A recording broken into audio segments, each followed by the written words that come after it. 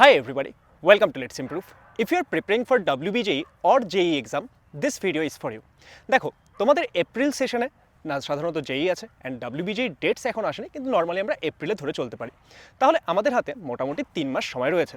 So তুমি যদি এখনও তোমার প্রিপারেশন খুব একটা ভালো না করে থাকো, what you can do in upcoming 3 months সেটা নিয়ে আজকের এই ভিডিওতে আমি কথা বলবো।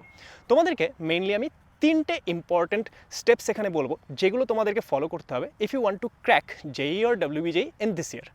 শোনো, সবার প্রথম যেটা বিষয় যে don't target full syllabus now. এখন তোমাদের হাতে সময়টা খুবই কম রয়েছে। এখন যদি তোমার মাথায় এটা থাকে যে আমি পুরো সিলেবাস সবার আগে কমপ্লিট করব, তারপর আমি টেস্ট দেবো, তারপর আমি বিভিন্ন কিছু করব, তাহলে তুমি এই বছর আর পরীক্ষা ক্র্যাক করতে পারবে না। তো সেই জন্য don't target full syllabus, rather তুমি সেখানে কি করো যে হাই ওয়েটেজ যে টপিকগুলো আছে সেগুলোকে সবার আগে প্রেফার করো।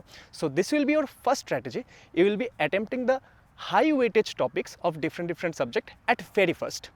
সেকেন্ড স্ট্র্যাটেজি কি যে পিওয়াইকিউকে একদম কিং বানিয়ে ফেলো।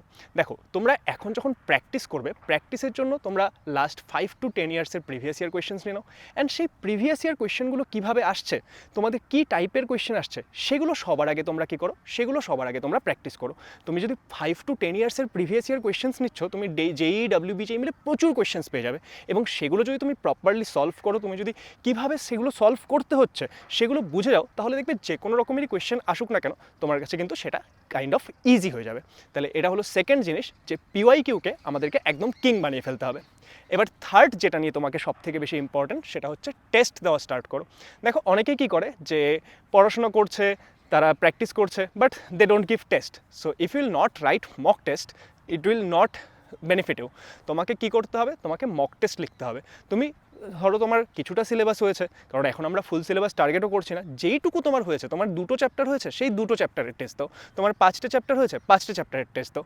এই টেস্ট দিলে কী হবে, তোমার কোথায় কোথায় ল্যাক থাকছে, কোথায় কোথায় তুমি এখনও মিস করছো, সেই জায়গাগুলো তুমি বুঝতে পারবে। অ্যান্ড এই জায়গাগুলো যখন তুমি অল্প অল্প করে স্ট্রং করবে, দেখো অলরেডি তুমি কী করছো, হাই ওয়েটেজ টপিকগুলোই পড়ছো, তার মানে পরীক্ষায় গিয়ে কোয়েশ্চেন ম্যাক্সিমাম ওখান থেকেই আসবে। এবার এখানে যদি তুমি সম্পূর্ণ ভালো করে রেডি করে নাও, অ্যান্ড এখানে যদি তোমার কোনো রকম ঘাটতি না থাকে, তাহলে পরীক্ষায় গিয়ে তুমি অনেক ভালো করতে পারবে। তো সেই জন্য টেস্ট দেওয়া স্টার্ট করো। অ্যান্ড এই 3টে স্টেপ শুধু মানলেই হবে না, ফাইনালি একটা জিনিস তোমাকে বলবো, B consistent.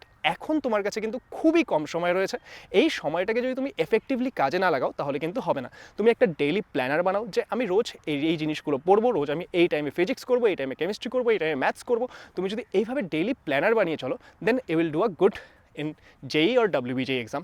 So I hope this video was helpful for you, and if it was helpful, share it with your friends, and আমাদের আপকামিং ভিডিওগুলো দেখার জন্য আমাদের চ্যানেল লেটস ইমপ্রুভকে সাবস্ক্রাইব করে নিও, কারণ আমি রয়েছি তোমাদের সঙ্গে পুরো জার্নিতে তোমাদেরকে গাইড করার জন্য।